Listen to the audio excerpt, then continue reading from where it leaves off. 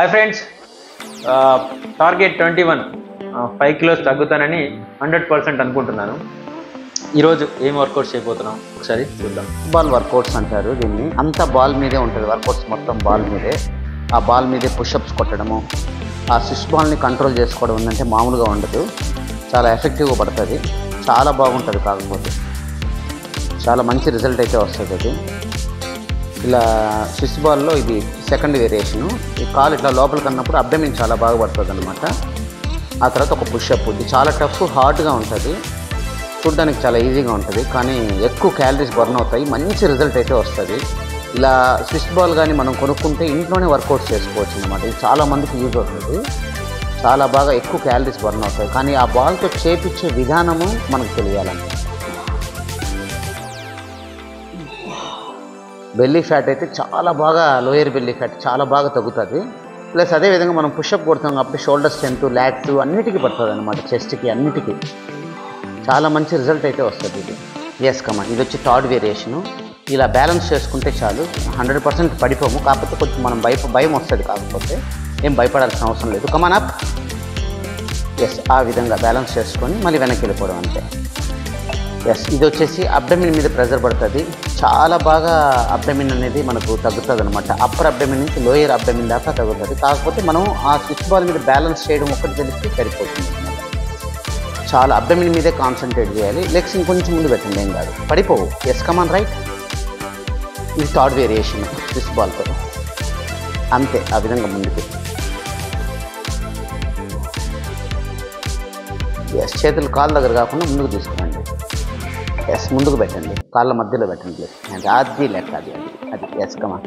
ఇది చాలా అబ్డమిన్ తగ్గడానికి చాలా ఫాస్ట్గా ఉంటుంది. ఎందుకంటే నేల ముందు నుంచి వేయడానికి, ఈ స్విచ్ బాల్ మీద వేయడానికి చాలా తేడా ఉంటుంది. ఇది చాలా ఈజీ మెథడ్గా ఉంటుంది, అంటే మనకు బ్యాక్ పెయిన్ కూడా రాదనమాట. ఆ విధంగా స్విచ్ బాల్ సపోర్ట్ ఇస్తుంది మనకు. ఇది వచ్చి ఫోర్త్ వేరియేషన్ స్విచ్ బాల్లో. ఏం లేదు, ఆ బాల్ బరువు అనేది మనకు చాలా బాగా పడుతుంది.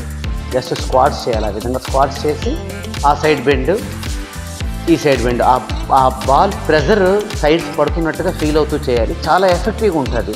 చూడడానికి ఏంటంటే ఆ బాల్ ఒక 2 kgs ఏమో బరువు ఉంటుంది అంతే, కానీ ఆ చేసే విధానంలో ఉంటుంది అనమాట మనకు.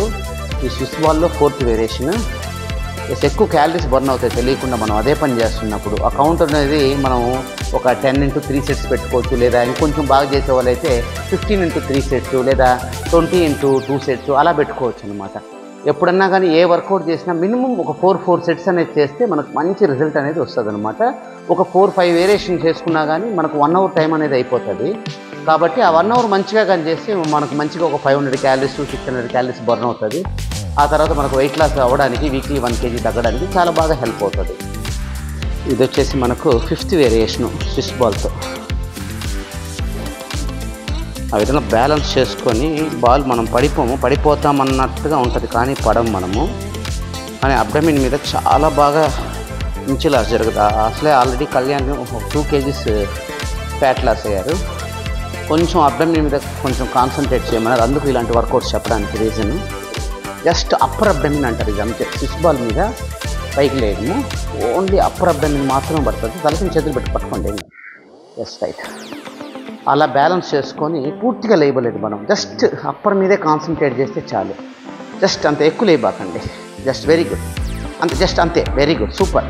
అంటే ఆ హెడ్ అనేది మనం పైకి వెనక్కి చూస్తూ ఉండాలి, అప్పుడే మనకు కంప్లీట్ అబ్డమిన్. ఇది రేషను.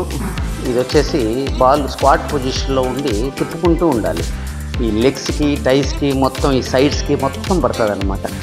చూడడానికి డిఫరెంట్గా ఉంటుంది. ఇది చాలా టఫ్, ఎందుకంటే ఒకసారి లెఫ్ట్ సైడ్ తిరగాలి, ఒకసారి రైట్ సైడ్ తిరగాలి. ఒక స్క్వాట్ పొజిషన్లో ఉండి మనం చేస్తున్నప్పుడు చాలా ఎఫెక్టివ్ పడుతుంది.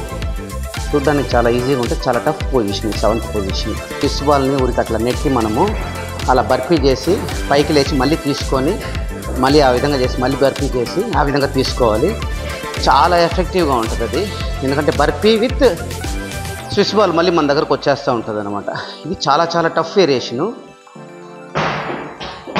అంతే, yes come on, very good, super. ఆ బర్పీ పొజిషన్ అనేది ఆ విధంగా రావాలన్నమాట. ఒకసారి స్విచ్ బాల్ సైడ్ బెండింగ్ అంటారు ఇది. ఇది వాల్కి అండ్ మనం ప్రెస్ చేస్తూ సపోర్ట్ ఉంటూ చేయాలి. ఇది చాలా బాగా సైడ్స్ తగ్గడానికి చాలా బాగా యూజ్ అవుతుంది. అది ప్యాంట్ వేసుకున్నప్పుడు కొంచెం ఇబ్బందిగా ఉంటుంది ఆ పార్ట్ తగ్గడానికి.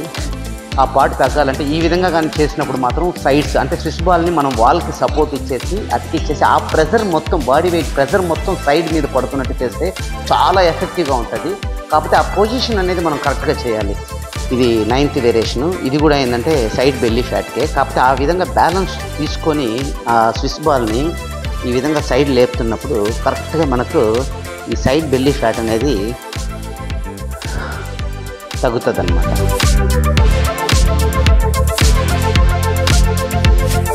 అబ్బా ఏదో అనుకున్నాం కానీ బాల్ చూస్తే ఏదో బాల్ వర్కౌట్ ఏముండదు, సింపుల్గా అనుకుంటున్నాం.